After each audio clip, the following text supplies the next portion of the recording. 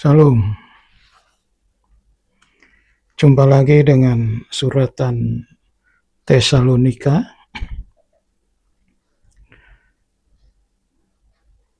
Kita lanjut pada 2 Tesalonika pasal 3 ayat 1 sampai 18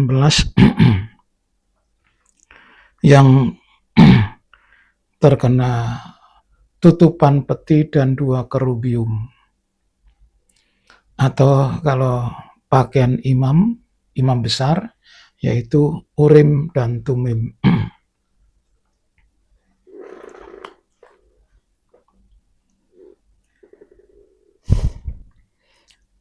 Allah Bapa dan Roh Kudus menjadi terang yang bercahaya dan berjalan terus sampai kepada kesempurnaan. Jadi 2 kerub itu bicara tentang Allah Bapa dan Roh Kudus yang menerangi ya, Urim dan Tumim. Jadi sebuah gabungan supaya jemaat Tesalonika ini berjalan terus sampai menuju kesempurnaan. Kita membaca ayat 1 sampai 5. Selanjutnya saudara-saudara, berdoalah untuk kami supaya firman Tuhan beroleh kemajuan dan dimuliakan sama seperti yang telah terjadi di antara kamu, dan supaya kami terlepas dari para pengacau dan orang-orang jahat. Sebab bukan semua orang beroleh iman, tetapi Tuhan adalah setia. Ia akan menguatkan hatimu dan memelihara kamu terhadap yang jahat. Dan kami percaya dalam Tuhan bahwa apa yang kami pesankan kepadamu, kamu lakukan dan akan kamu lakukan. Kiranya Tuhan tetap menunjukkan hatimu kepada kasih Allah dan kepada ketabahan Kristus.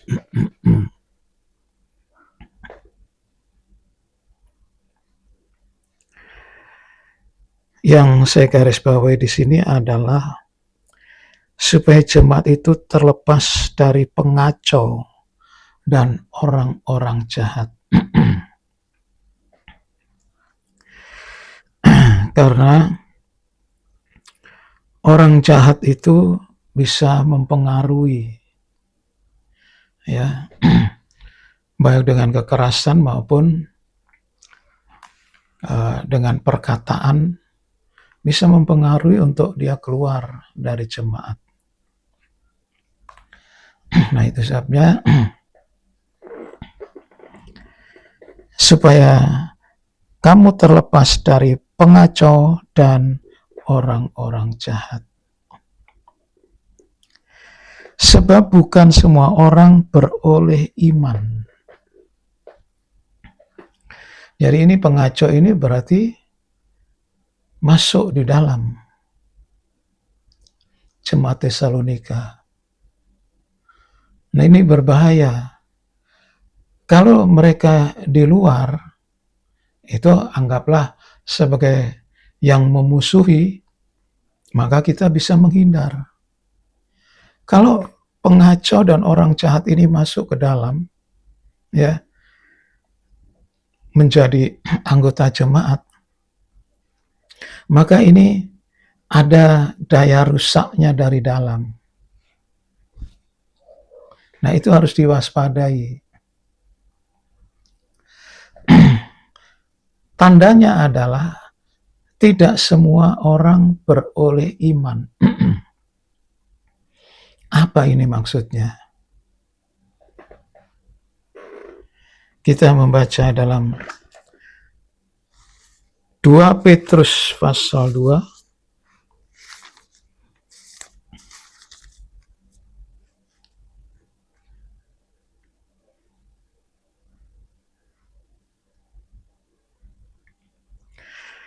ayat 9. 2 Petrus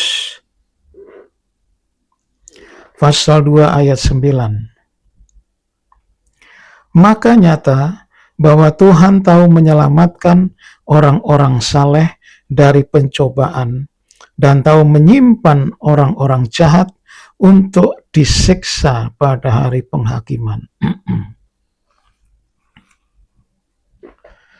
Jadi walaupun dia infiltrasi di dalam ya, mungkin orang lain tidak tahu atau anak Tuhan ini tidak tahu dan sebagainya. Tetapi itu tetap dipisahkan oleh Tuhan. Dan satu saat maka akan nyata dia akan dihukum oleh Allah dan jemaat itu bebas dari pengaruh orang jahat ini. Nah, itu waktunya Tuhan. Nah, tugas kita yaitu mengetahui gerak-geriknya dan sebagainya.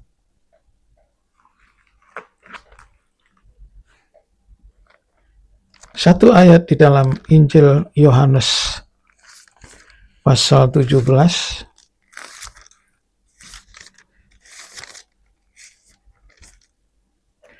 ayat 15. Aku tidak meminta supaya engkau mengambil mereka dari dunia, tetapi supaya engkau melindungi atau memelihara mereka daripada yang jahat. Jadi ada pemeliharaan sendiri daripada yang jahat tadi itu. Dan ini merupakan doa imam besar. Jadi aku tidak meminta supaya engkau mengambil mereka dari dunia. Kalau begitu mah sudah selesai. Tapi mereka masih bergumul di dalam dunia. Nah, untuk itu cukup dijaga saja, dipelihara saja, dilindungi saja.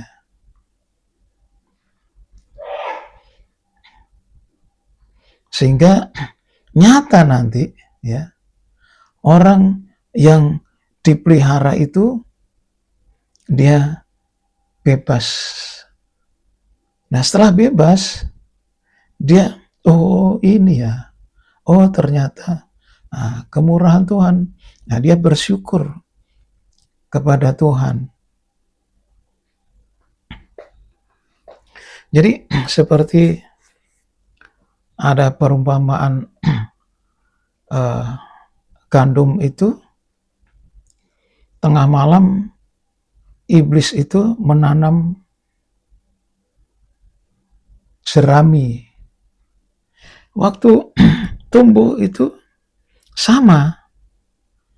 Dan petugas itu kita babat saja. Jangan. Sebab gandum dengan ilalang ya, bukan jerami. Ilalang itu sama waktu tumbuh baru berapa senti itu sama. Nah, kamu kan nggak bisa membedakan.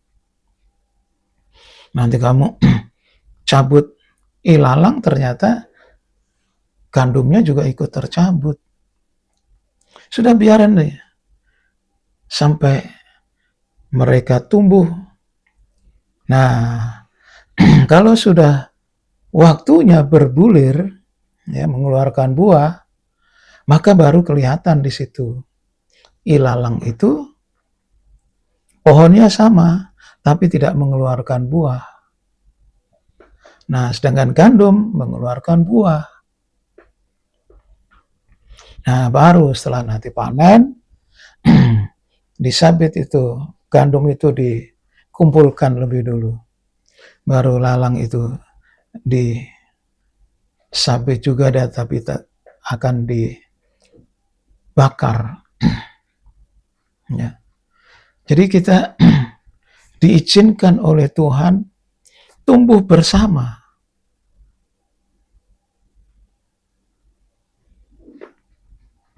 Jadi mana yang ilalang, mana yang gandum, itu jika waktunya berbuah maka akan kelihatan. Jadi waktu baru ditanam jangan dicabut. Nah, demikianlah kita ini sebagai jemaat Tuhan. Memang Tuhan bahkan di mana-mana, apalagi di pusat, itu pasti ada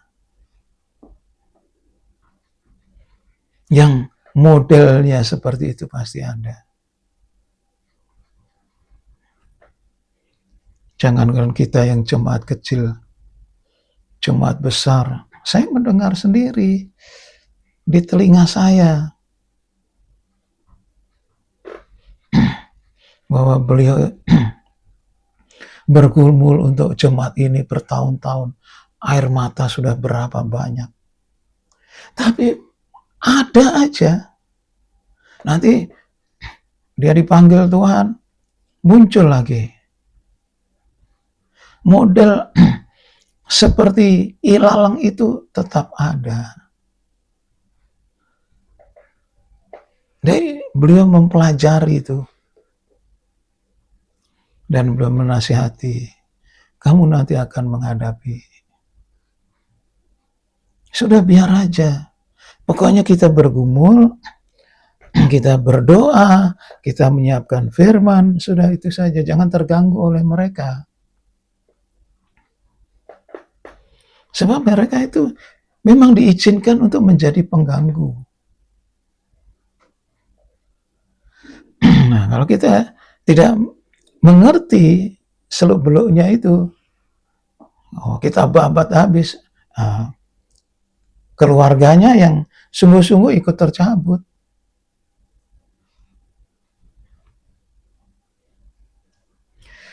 Nah, disinilah jemaat Tesalonika itu akan bercahaya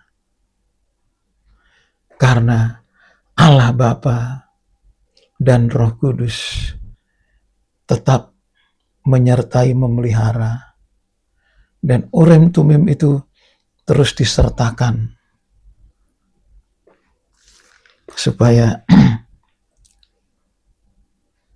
yang jahat itu kelihatan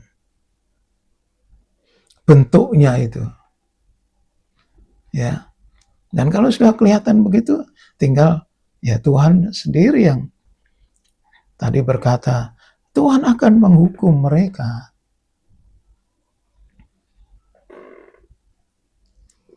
Nah, kiranya Tuhan tetap menunjukkan hatimu kepada kasih Allah dan kepada ketabahan Kristus. Ini yang kita pegang. Hati kita tujukan kepada kasih Allah dan ketabahan Kristus. Waktu dia menderita, dia memikul kayu salib dengan berjalan kaki menuju bukit Golgota. Nah, dengan itu saja kita terhibur. Ya sudah, dengan kebebasan, keleluasaan kita. Toh kita tidak mampu kita menjangkau mereka. Sebab memang itu ketetapan Tuhan. Ya walaupun kasihan kepada mereka, tapi bagaimana? Jadi Tuhan mengajar kita supaya sebagai anggota jemaat, biarlah kita memandang, kita tujukan kasih Allah kepada ketabahan Kristus. Sekian firman Tuhan. Amin.